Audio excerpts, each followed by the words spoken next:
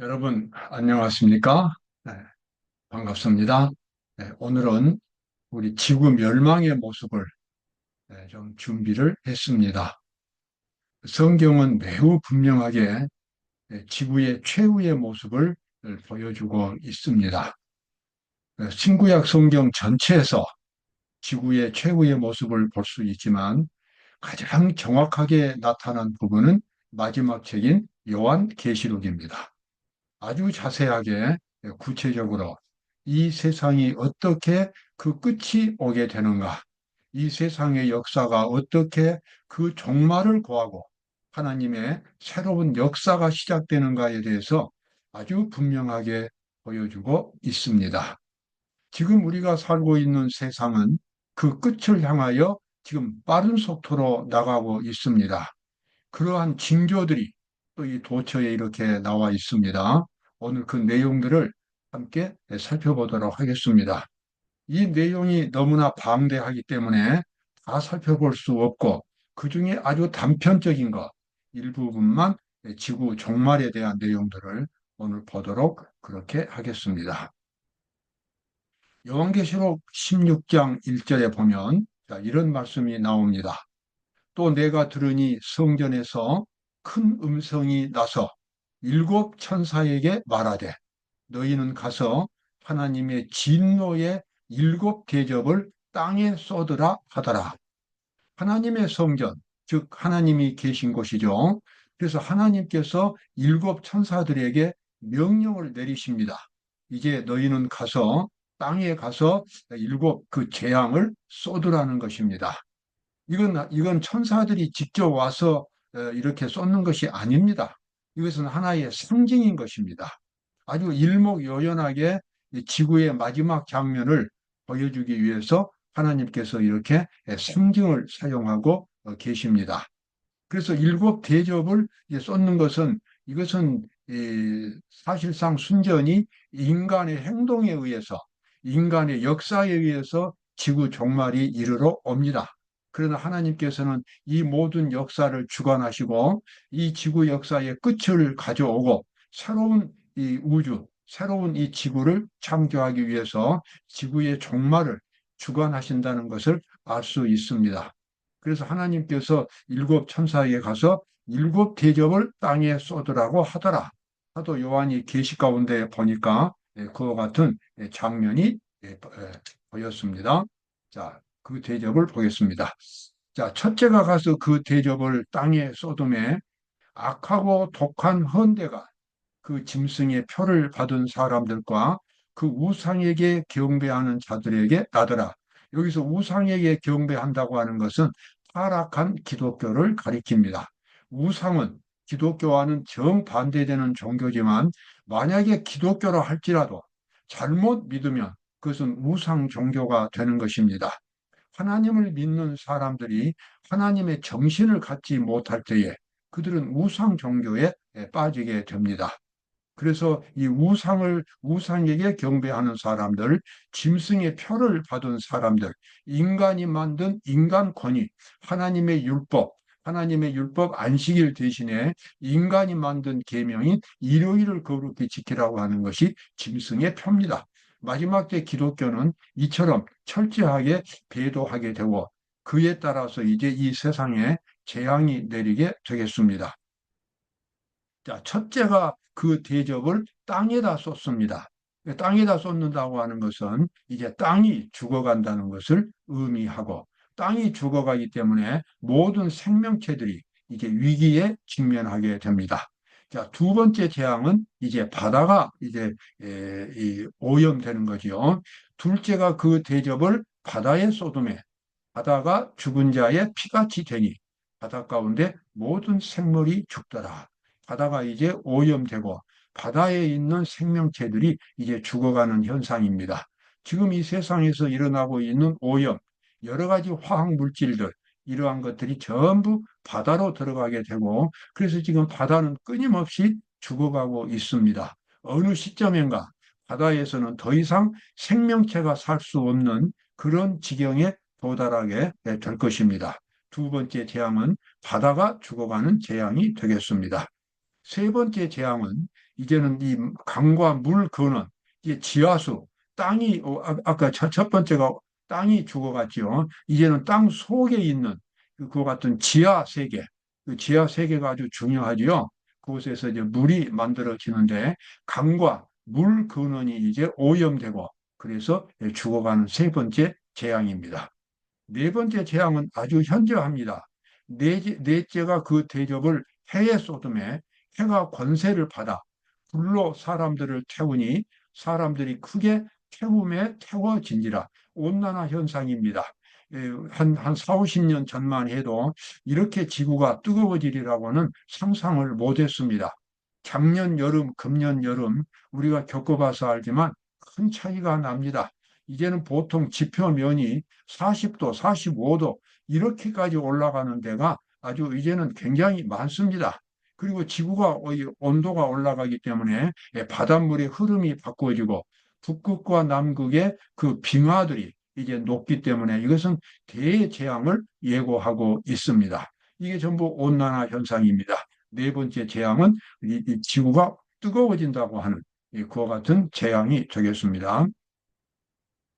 다섯 번째 재앙은 이제 도덕과 종교가 타락하고 인간들이 어둠 속에서 영적인 도덕적인 어둠 속에서 방황하는 그러한 재앙이 되겠습니다. 다섯째가 그 대접을 짐승의 보좌에 쏟으니 여기서 짐승의 보좌는 요한계시록에서 거짓 종교 단체입니다. 거짓 종교 단체, 타락한 개신교, 그다음에 구교, 그다음에 이 세상의 모든 종교들, 무신론들 전부가 다 짐승의 보좌의 지배를 받고 있습니다. 보좌에 쏟으니 그 나라가 곧 어두워지며 사람들이 아파서 자기 혀를 깨물고 아픈 것과 종기로 인하여 하늘의 하나님을 회방하고 저희 행위를 회개치 아니하더라. 이제 세상 사람들이 이제 재앙의 날이니까 이제 하나님을 향하여 창조주를 향하여 분노하는 그와 같은 모습 다섯째가 되겠습니다. 여섯째가 이제 여섯째 재앙은 이제는 전쟁 재앙입니다. 여섯째가 그 대접을 큰 강 유브라데에 쏟음에 유브라데는 원래 메소포타미아에 있는 강입니다. 그래서 그 강이 마른다고 하는 것은 바로 이 메소포타미아 그러니까 바벨론입니다. 영적인 바벨론. 영적인 바벨론이 쇠퇴하면서 동방에서 오는 왕들의 길, 동방에서 오는 왕들의 길은 예수님과 천사들입니다. 예수님의 재림의 그와 같은 준비가 되겠습니다. 그래서 이 여섯째 재앙은 이제는 유브라데가 마른다고 하는 것은 전쟁을 통해서 수많은 국가들이 이제는 전쟁에 휩쓸리게 되고 이것을 3차 대전이라고 부를 수 있는지는 모르겠지만 국가마다 이제 생존을 위해서 물을 위해서 에너지를 위해서 전쟁할 수밖에 없고 그래서 무서운 전쟁이 이제 여섯 번째 재앙에서 일어나게 됩니다. 그리고 일곱 번째 재앙은 이제는 완전히 이 지구가 이제 폐허가 되는 것입니다. 여기 이 여섯 번째 재앙 나오죠. 저희는 귀신의 영이나 이적을 향하여 천하 임금들에게 가서 하나님 곧 전능하신 이의 큰 날에 전쟁을 위하여 그들을 모으더라. 어찌 보면 당연한 순서입니다. 먹을 것이 있고 물이 그런 대로 있을 때는 국가 간의 전쟁이 일어나지 않습니다. 그러나 생존의 위협, 물이 없을 때에 땅이 오염되고 에너지가 고갈될 때에 생존의 위협을 느끼기 때문에 그때는 이제 민족마다 국가마다 전쟁이 일어나게 됩니다. 마지막 때 무서운 전쟁이 온 세계를 휩쓸 것이라고 성경은 그렇게 예언하고 있습니다. 자, 지구 멸망의 모습, 에어느 신에 나와 있는 내용들을 잠깐 함께 보도록 하겠습니다. 엘렌지 화이트가 기록한 이 대쟁투 초기 문제 이러한 여러 가지 책에는 지구 마지막의 모습이 아주 생생하게 나타나 있습니다. 화이트 부인이 그 모든 것들을 계시로 보았기 때문에 이러한 기록들을 남긴 것입니다. 하나님께서 당신의 백성을 구원하기 위하여 나타내신 때는 한밤중이다. 갑자기 태양이 나타나서 여기서 나타난 때는 밤중이지요. 해가 뜰 시간이 아닌데 갑자기 태양이 나타나서 혁혁히 빛나고 징조와 기사들이 신속하게 잇따라 일어난다. 이 지구가 멸망 직전 이제 모든 것들이 무너지고 파괴되는 그런 상황 속에서 천재 이변이 일어나고 그리고 이 자연계가 완전히 무너집니다. 자연계의 질서가 무너지게 됩니다. 정말 사람이 더 이상 이제 생존할 수 없는 그런 끔찍한 세상으로 이 지구가 이제 마지막에 그러한 모습이 된다는 것입니다. 천연계의 만물은 정상 궤도에서 벗어난 것처럼 보인다. 시냇물은 흐르기를 멈춘다. 이건 참 정말 끔찍한 일입니다. 물은 아래로 흐르기 때문에 시냇물이 끊임없이 흘러가게 되어 있지만 이제 이 마지막 천연계의 질서가 무너지는 그런 상황에서는 시냇물이 더 이상 이제 흐르지 않게 된다는 것입니다. 시냇물은 흐르기를 멈춘다. 검고 짙은 구름이 솟아올라 서로 충돌한다.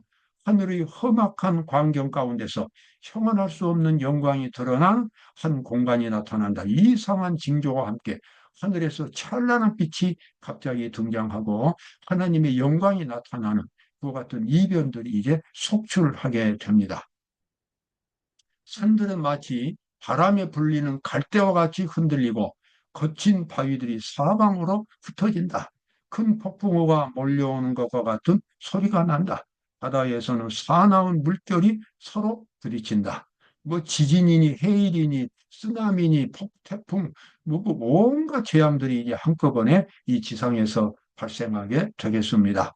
성경과 예언하시는 이와 같은 마지막 사태에 아주 끔찍한 상황들이 일어나리라고 우리에게 거듭거듭 계속해서 강조하고 있습니다.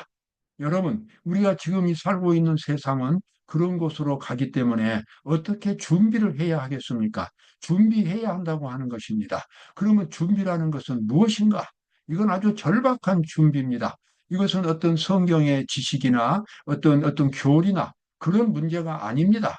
이 준비는 무엇을 사재기를 하거나 어떤 문거를 비치해서 뭐 마련해 놓거나 그렇게 해서 그것도 온전한 준비가 되지 못합니다. 마지막 때 하나님의 백성들은 하나님의 커버링, 하나님의 덮개, 영적인 보호막이 씌워지고 천사들이 하나님의 참된 백성들을 지켜줍니다. 그래서 가장 중요한 준비는 마음속에서 일어나는 것입니다. 마음에서부터 하나님의 뜻을 깨닫고 하나님을 깊이 만나는 경험을 갖고 자신이 죄인인 자신이 예수님의 사랑 안에서 완전히 죽고 예수님의 사랑만이 나의 모든 정신으로 변화되는 그래서 예수의 사람으로 바꿔지는 그와 같은 영적인 경험을 갖는 것이 예수님의 재림을 준비하고 마지막 때를 위한 그러한 준비가 되겠습니다. 바로 그와 같은 경험을 가지면 계속해서 하나님의 정신으로 옷을 입기 때문에 하나님의 모습이 계속 나타나게 됩니다. 하나님의 모습이 날이 갈수록 더 강하게 나타나기 때문에 성경은 그것을 인침이라고 말합니다. 여러분, 그와 같은 경험을 우리가 반드시 지금 가져야 합니다. 이것을 어떤 지식으로 아는 것이 아니라 실제로 개인적으로 하나님을 만나는 경험을 가져야 합니다. 너희가 전심으로 나를 찾고 찾으면 나를 만나리라. 수고하고 무거운 짐진 자들아 다 내게로 오라. 내가 너희를 쉬게 하리라. 지금 마음으로 가장 진실한 마음으로 예수님을 찾아야 할 때가 지금입니다. 예수님을 찾고 예수님의 뜻을 깨닫고 예수님의 뜻에 전적으로 순종하는 경험을 갖습니다. 바로 그것이 오늘 우리가 해야 할 준비의 단계가 되겠습니다. 여기 또 더 나오지요. 마치 파괴 행위를 하는 악마의 소리 같은 무서운 태풍의 소리가 들린다. 온 지구는 바다 물결처럼 아래 위로 여동하며 표면이 파괴된다. 땅의 기초 자체가 무너져 버리는 것 같다. 예, 하고 끔찍한 정말 이 뭡니까? 지진입니다. 무서운 지진입니다. 마치 지표가 어떻게 됩니까? 마치 바다 물결처럼 그렇게 움직인다고 하는 겁니다. 온 세상 전체가 그렇게 지진 현상이 일어나게 됩니다. 그리고 마치 땅의 기초가 무너져 버린 것처럼 온 세상이 그런 끔찍한 상황 속으로 들어가게 되겠습니다. 계정투 644쪽입니다. 땅이 흔들리고 번개가 번쩍이고 우레소리가 요란한 중에 하나님의 아들의 음성이 자는 성도들을 불러일으킨다. 드디어 이제 이 지구의 파괴 현상이 이제 끝이 왔습니다. 예수님께서 이 땅에 이제 재림하신 것입니다. 땅이 흔들리고 번개가 번쩍이고 우레소리가 요란한 중에 하나님의 아들 예수님입니다. 예수님이 이 땅에 재림하셔서 구원받은 성도들을 이제 부르십니다. 그때 그 부르심 속에서 하나님의 능력이 역사해가지고 과거에 죽었던 의인들이 이제는 거룩한 몸으로 땅에서부터 올라오는 부활의 장면이 전개가 됩니다. 그리고 그때까지 살아있던 하나님의 백성들은 순식간에 거룩한 몸으로 변화되어서 부활한 사람들과 변화된 사람들 모두가 합쳐져서 다 공중에서 예수 그리스도를 만나게 되고 그리고 예수님과 함께 천국으로 향하게 됩니다. 물론 그 주변에는 천천만만의 천사들이 있습니다. 이 지구는 파괴되고 불타고 이 지구는 이제 한 사람도 살지 못하는 그런 폐허가 되어버립니다. 이 폐허를 뒤로 하고 하나님의 구원받은 백성들은 천사들의 호의를 받으면서 찬송을 부르면서 예수님과 함께 천국으로 가는 모습이 이제 보입니다. 그것이 이 지구의 마지막 모습이 되겠습니다. 여러분, 이 세상 역사는 그렇게 맞춰지게 됩니다. 마지막 때, 마지막 순간에 이제 기도하는 모습을 제가 좀 인용을 했습니다. 나는 어떤 이들이 강한 믿음과 고민 가운데서 하나님께 부르짖는 것을 보았다.